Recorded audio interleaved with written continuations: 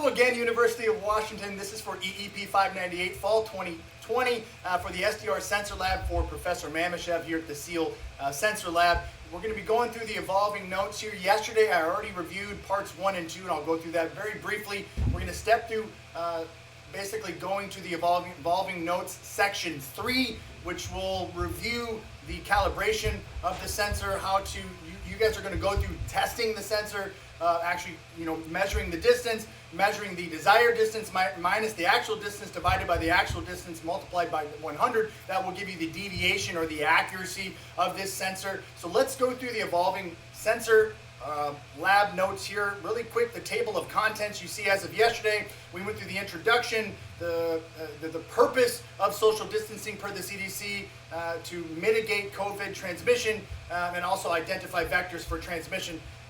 And 6, 12, 18 feet, social distancing has been shown to reduce the transmissibility of this disease. The sensor basics, we went through that yesterday on the infrared 850, 860 nanometer sensor for the time of flight, the speed of light from the point of origin to where you want to measure, and as it reflects back, it's going to measure that deviation in milliseconds, microseconds, however far away that is, however you calibrate it and configure it.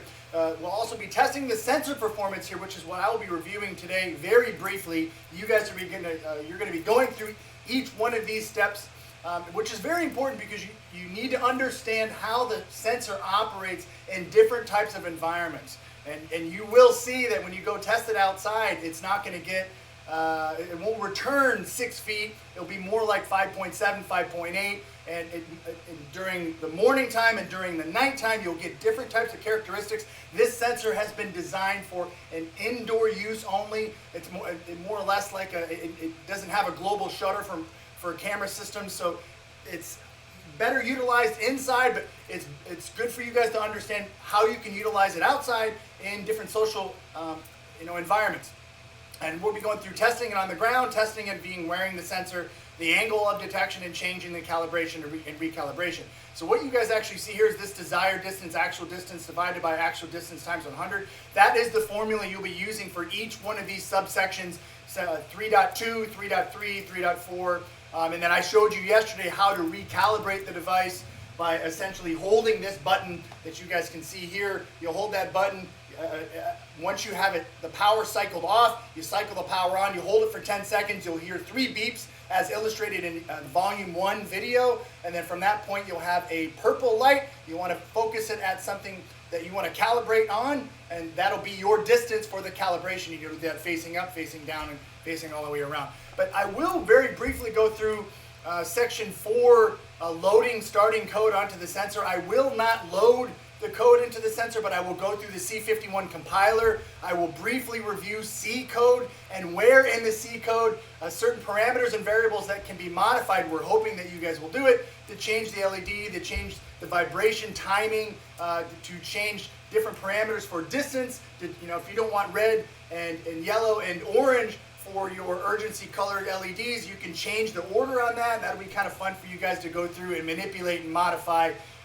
Again, with your imaginative prowess. So, and volume 3 hopefully will go into coding the sensor. We're still developing this portion of the evolving lab notes, and hopefully we'll get there in a few weeks. But my major focus was getting volume 1 and volume 2 done by the 25th of October, so we'd have some time to work with you guys and potentially improve some of these processes, again, to streamline them, to reduce the difficulties that you guys will face trying to set this up, which is why we spent the last 3 weeks going through it for you. So again, the preparation at this point, you guys should have all received this COVID sensor and the adapter cable. That's a USB 3.0 that comes with a USB 2. And then some of the sensor basics, we reviewed this in detail yesterday, but you can see that the sensor, the distance detector, you have an LED, which is just a class 1 laser. I'm sorry, the LED is for you to remind other people. The sensor itself is a class 1 laser. And then the switch is on the bottom for the power, the top for the power switch, and the USB is also on the side there as well. The colors for the LED, as it's standard, principles for the unsafe zone would be red, the warning zone would be orange, and the safe zone is green. when you go through the C code, and I'll show you some of this stuff as well, you'll see where in the variables you can modify to change the structure, just changing the timing, to change the sequencing. It's a lot of fun. I think you guys will really have a blast going through some of that stuff.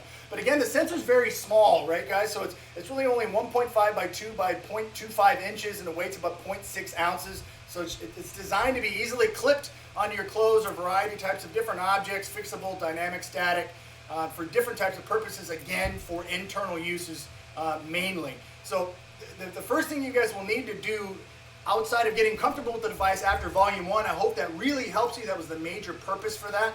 But for this, what we want to do is get you into the rhythm of testing the device and understanding the pros and cons, the strengths and weaknesses of these types of devices. Again, this is only a $20 to $25 device, but it's incredible what it can do if you push the limits on some of the programming here. So let's just go through testing the sensor performance. In this section of the lab, you'll be essentially using the functions. You're not going to reprogram anything in this part of the lab, okay? But the procedure essentially is placing the sensor standing upright on a flat surface, and then you're going to pick an object for the sensor to recognize 6 feet away. Then you're going to have a measuring tape that you can directly use for the sensor to stretch out the distance of the sensor. If you have an Apple iPhone, I will send you a distance app. It's called Measure. You can download it on Apple for free. You can use that if you don't have a measuring tape or something like that. That's pretty much what I use for most of my recalibrations.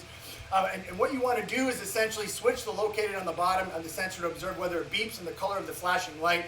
You're trying to identify, again, using this formula, what are the limitations when the device is on the ground, and then we'll do the same thing when testing the sensor by wearing it. And again, it's not only just recognizing the object, we want to see what the deviation error rate is on your sensor, because every single one is different. They're not all going to have the same calibration profile, and it's very important that you understand the fundamental principles here for calibrating the device and the operational characteristics of the unit under test, okay? So then you're going to test it by wearing the sensor. Again, you just safety pin it to the right or left, anywhere you want on your shirt. Hopefully you want it to where it's going to be at the center of somebody else's body. Everybody's a little bit different, but again, this sensor works by direct line of sight. So if you don't have direct line of sight, the sensor will not work, okay? So you're going to continue to take those steps backwards slowly and stop right as the sensor stops detecting your object. And then what you want to do is measure that distance between the sensor and the object.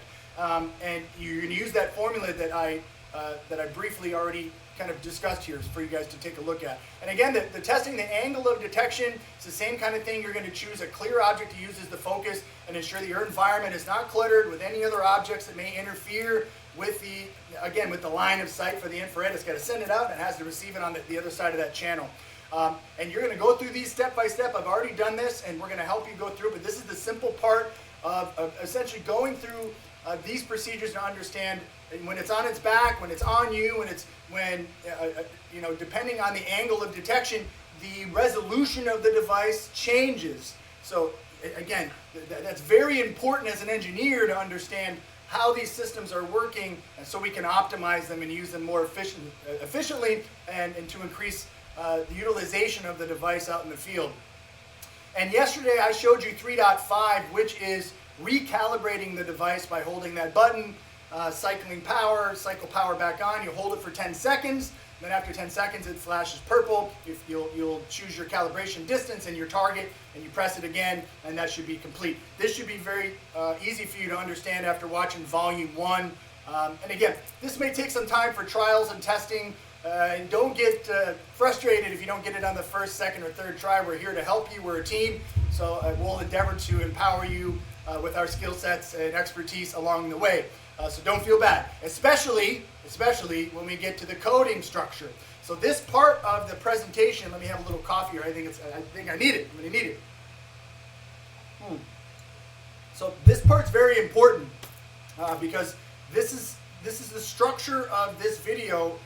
Where the introduction as it is a very useful product, but what we want to do is reprogram it for our own needs. Now, the following set of instructions has been detailed and annotated by the professor and the SEAL team to essentially go through step by step and all of these different functions in changeable code. I'm going to show you the C code. You'll actually see that in real time here. But if you look above me right here, what you'll actually see is some of the other C code files and the headers that are referenced in the main.c, and I'll show you that when I get into the C51 compiler. But what you'll actually see way up on the top is the structure of all the files that I had downloaded here in section 4.1. So these instructions on downloading the program, you'll see link 1, link 2, and link 3. This is very important. Link 1 right now is just a sample placeholder. What we've done is we have a replacement part of the code, which is a test3.uv project file that will replace that first link, but still download that first link, because what you'll have is all these other sample C-level code that you can review and kind of go, and so you understand when you're designing the application, that's actually at the header of the main.c file.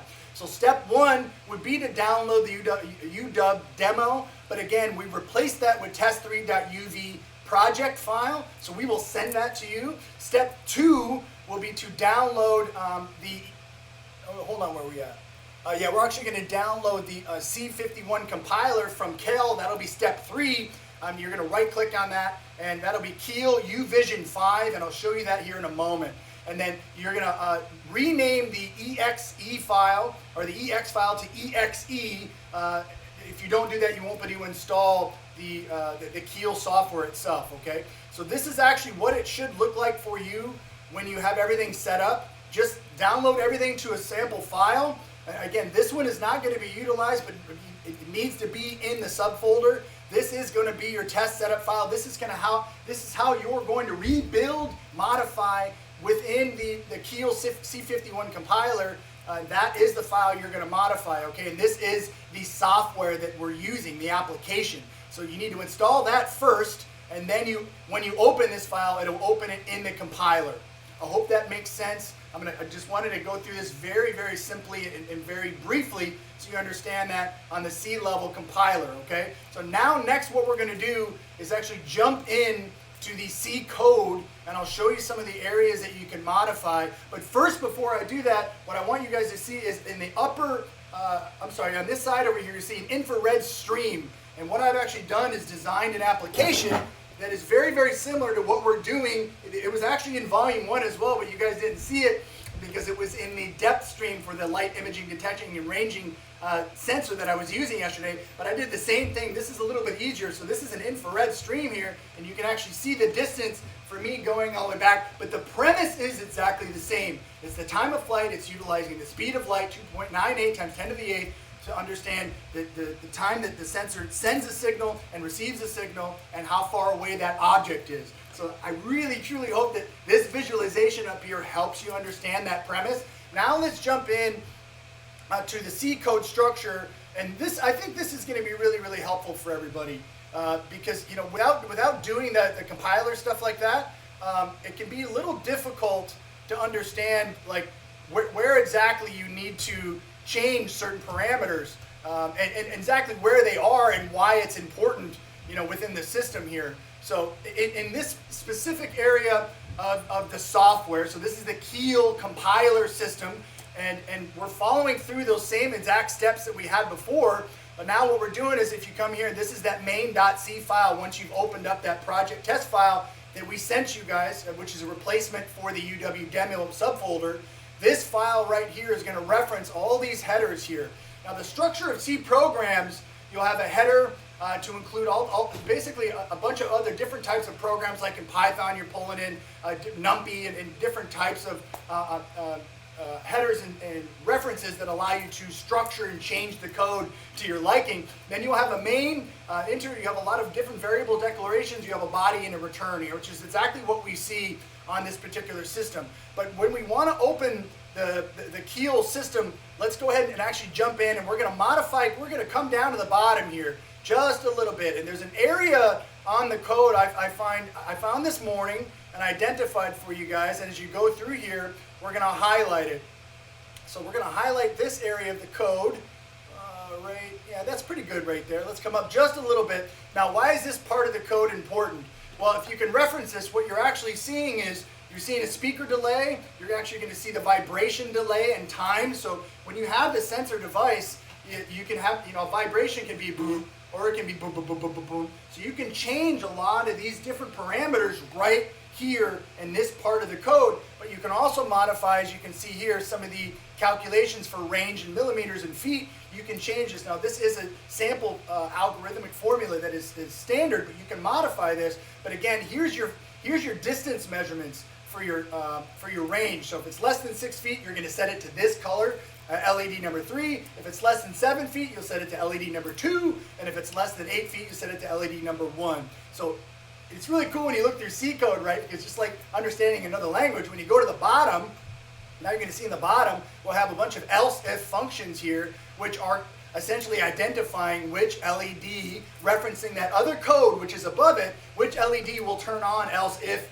this function, else if we have a 0, else if I have this range function, if it's less than 7 feet, above 8 feet, or less than 6. So these are the parts of the C code that you can modify, and I will endeavor to create a few sample code packages at the end to allow you guys, once you feel comfortable with uploading your code, and then you can kind of do it from here. But that's what you would do. So this third section from the left here is called a rebuild all target. So as long as you have this connected, and remember, once you open this software, the Keel UVision software, you have to have your USB and your sensor, SDR sensor, connected. Otherwise, it'll come up and let you know that there's no connection, and it won't allow you to actually open this this entire project or rebuild it out to the target. Okay. So I hope this makes sense for volume 2. Going through step by step, reviewing how the sensor functions, reviewing time of flight sensors, and looking through some of the sample C code and the structure of how you're going to download these links and how you're going to install them. Obviously, we're going to be here to support you throughout the entire process, and that is our entire mission, is to make sure that you guys understand this, so you can, again, kind of get in there and really use your imagination to do some fun stuff. Thank you so much for paying attention today, and thank you for your time. Thank you for Professor Mameshev. Thank you, Kevin. Thank you to the entire SEAL lab. And then we'll endeavor for volume 3 to potentially modify some code and maybe just help you out along the way. Thank you so much for tuning in today. Have a great and wonderful weekend.